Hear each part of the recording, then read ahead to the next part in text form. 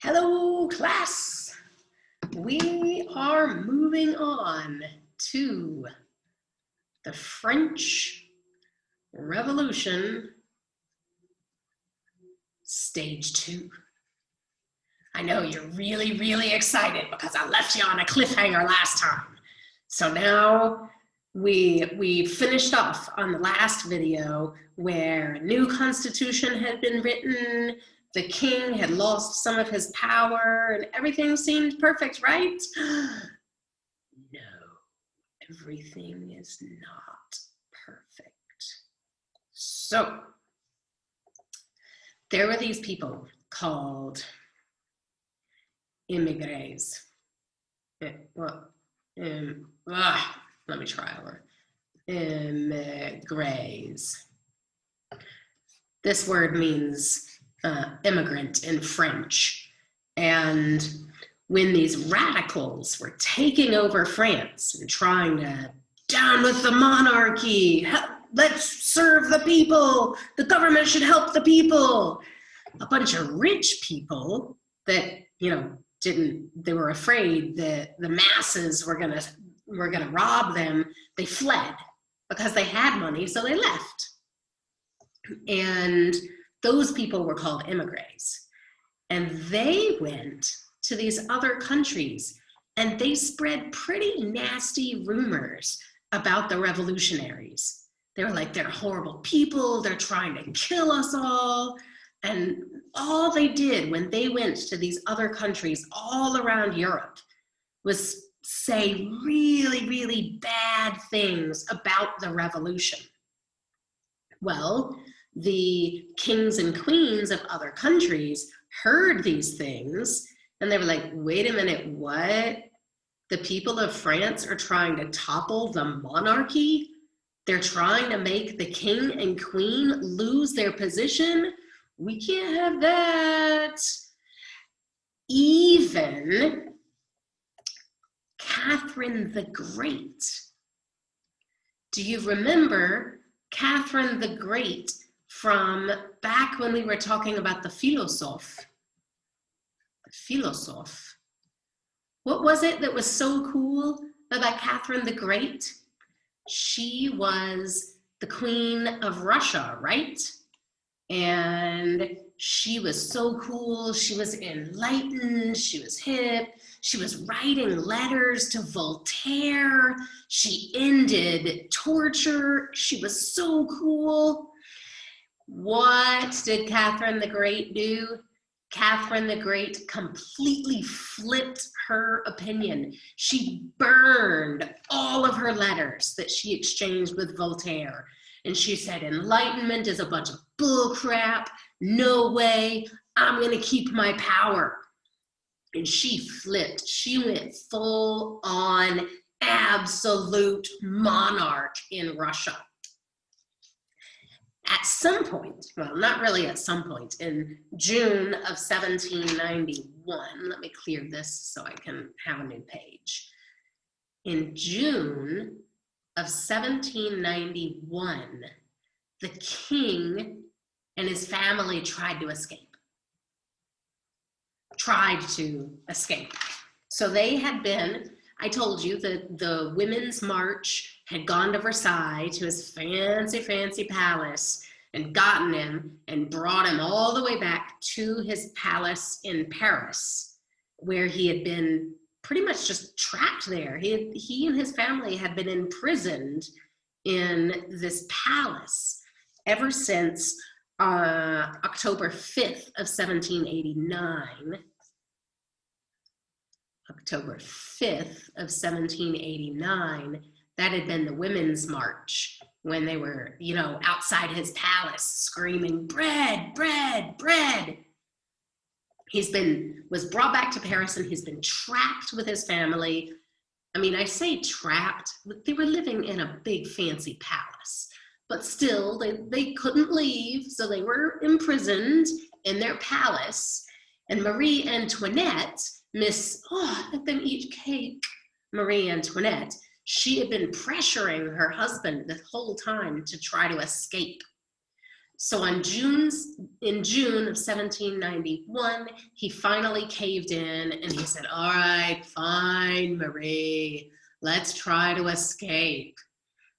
And they put on peasants' clothes, and he and Marie and their children all got into a carriage, and they tried to escape when someone, oh man, I wish I had money with me, but someone on the street was looking in the carriage and picked up money. You know how money always has the picture of the president? Well, it had the picture of the king on it back then, and held the money and looked at the guy in the carriage and was like, that's the king, that's the king. And so the people got really, really angry, and they took him back to the palace and threw him in there, locked him back in his prison of his palace. But why this is such a big deal is the people were calling him a traitor. What is a traitor? Hopefully you know what a traitor is, but a traitor is someone that goes against their own country. And like the people are struggling. Your king is supposed to be there to help you. What if you were having a really, really, really hard time? Let's say, not like a hard time with your homework. Let's say you're having a really bad emotional time. You're really, really depressed, and things are just not going well for you right now in your life. And you go to your mom and you're crying and you're really emotional, and you're like, Mom, I really need help right now. And instead of her giving you a hug and saying, what's wrong, sweetheart? Your mom got in the car and drove away. That's pretty much what Louis XVI was doing. His country was falling apart. The people were begging for help, and their king was trying to run away. So they definitely consider him a traitor. When they caught him and put him back in, so first, remember these immigrants, and I say grays because in French, this accent over an E is pronounced like A. Oh, sorry, that was my funny pen. Immigrants. They were going all over Europe and spreading these I mean, some of it was true, but some of it was lies. You know how we all kind of exaggerate things sometimes. Maybe you don't exactly tell the truth when you're telling a story because you want your story to sound a little bit better. Well, that's what the immigrants were doing, except they were making things sound a little bit worse. So here we are, the King of Prussia,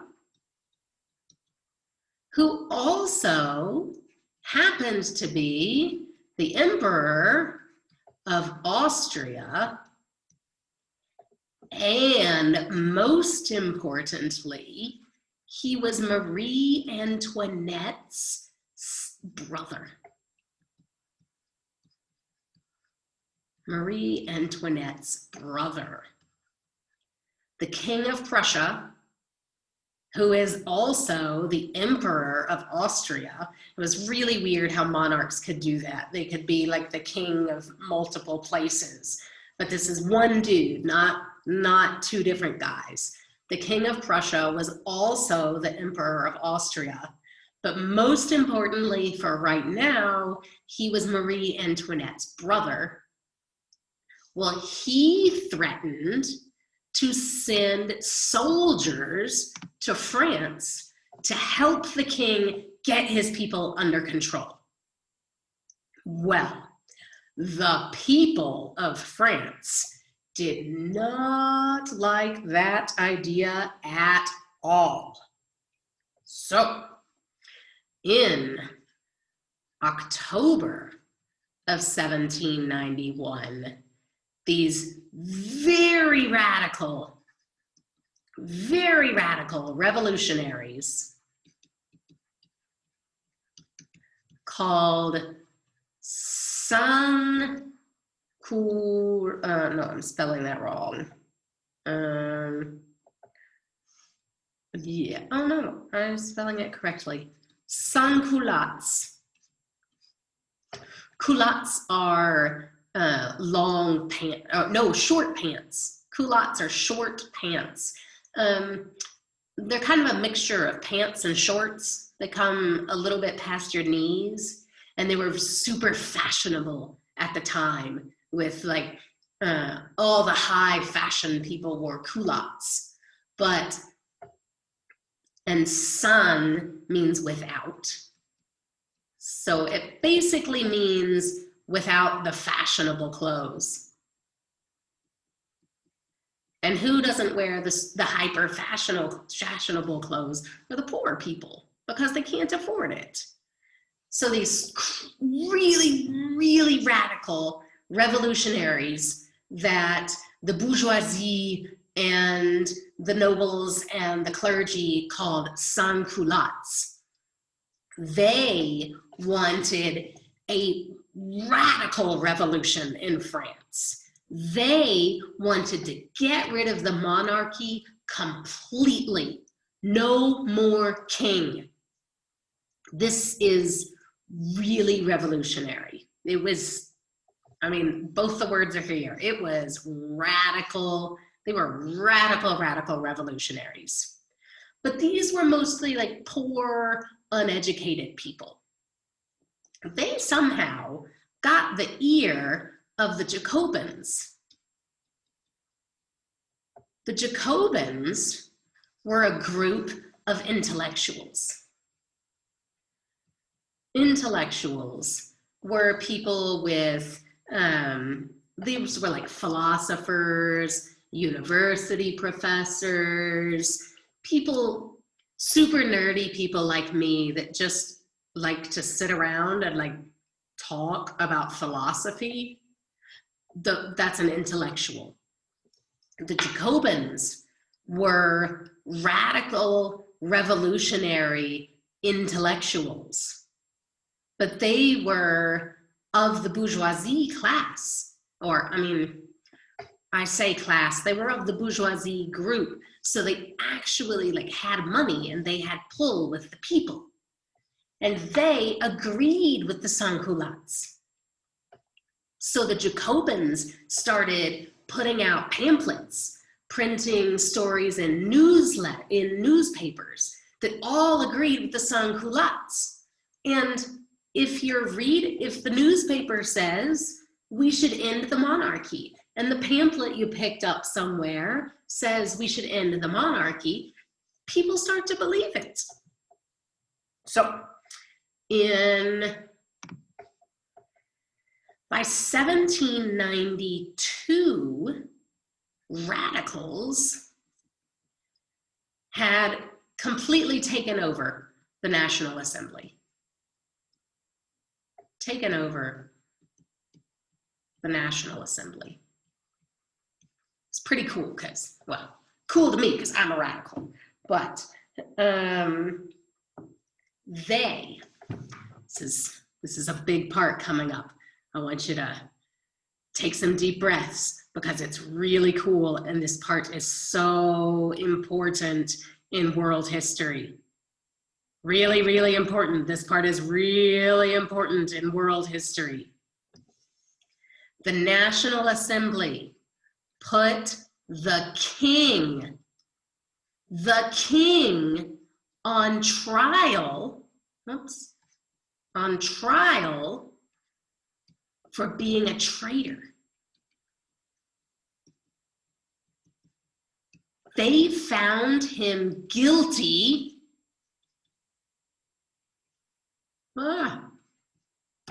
And they killed him. They put the king to death with a guillotine. They chopped his head off. I have to pause it because my battery's about to die and I'm so excited right now but let me, okay, I got my computer plugged in. I have been waiting for 4 weeks to show you guys this comic because it's hilarious. Okay, so the little girl asks her mom, how do I get a boy to like me? And mom says, treat him like a king. So there she is looking at this boy with a heart, and then she chops off his head. Isn't it funny? I hope you're laughing. You should be laughing because it's funny, because you can get it now. Because, yeah, you know, treat him like a king. This is what you do to kings. You chop their heads off.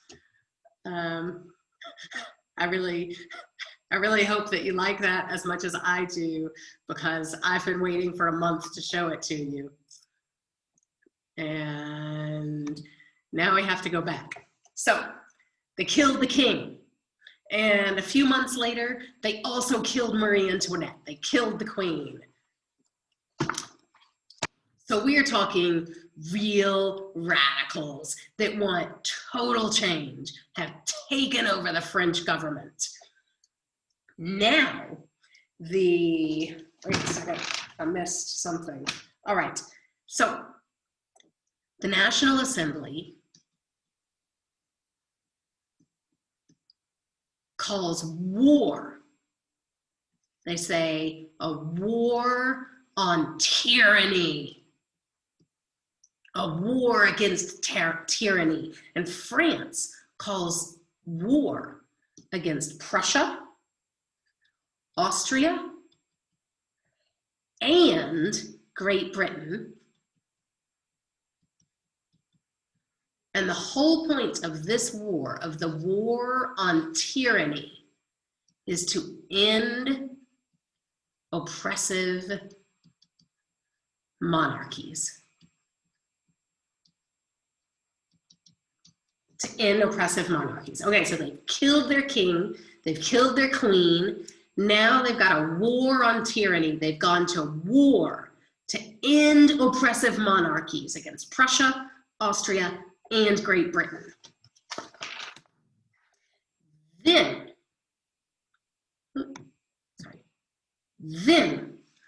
in 1793, the National Assembly decides that there's also a great threat from the inside.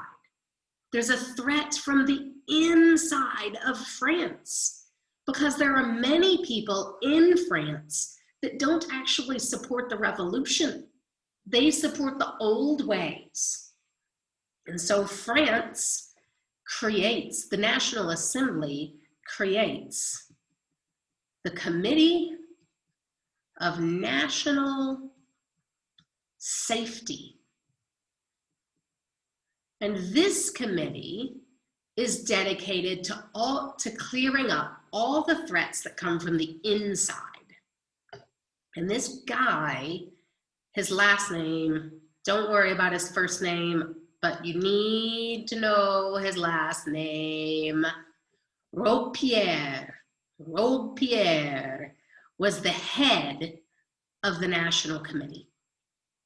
Need to know this name. You really need to know all of this, but recognize that Robespierre is the head of the Committee of National Safety. And what does he decide to do to rid the country of traitors and to save the revolution? He decides to put them to death. Put traitors to death.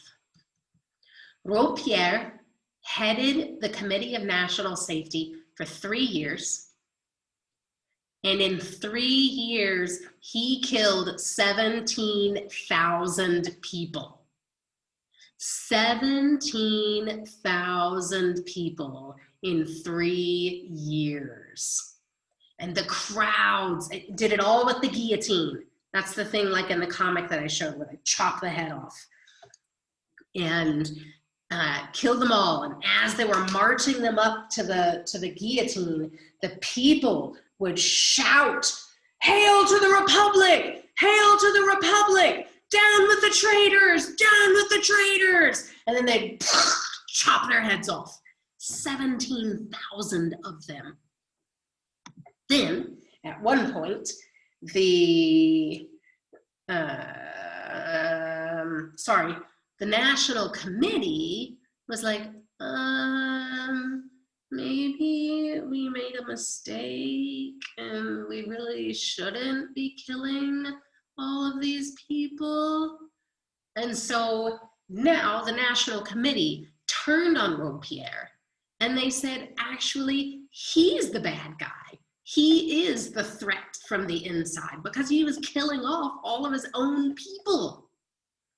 So they sent him to the guillotine and they chopped his head off, and thus ending the reign of terror.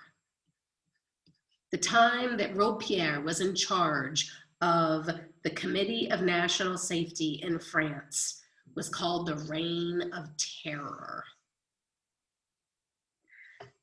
That pretty much right there with the end of the Reign of Terror, that ended the second part of the French Revolution. But do you think it ends there, my friend? No, there's a third part. Coming up next is when the people of France turned to a national army leader named Napoleon. And Napoleon rules the third part of the French Revolution. I'm ending here. I know you're so excited to learn more. You can do that soon.